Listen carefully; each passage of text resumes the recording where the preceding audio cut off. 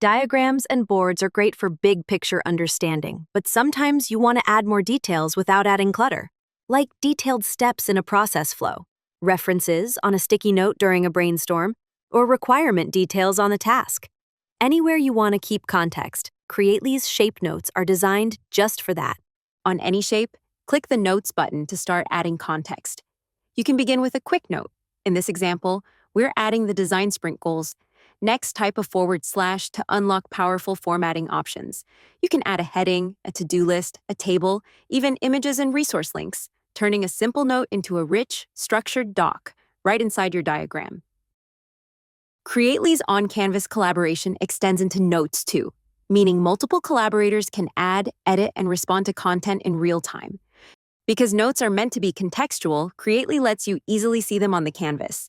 Just hover over any shape with a note symbol to get a quick preview. From quick comments to detailed documentation, Creately's shape notes helps you add rich context into your diagrams without ever leaving the canvas. If this video made your workflow easier, like, share, and subscribe.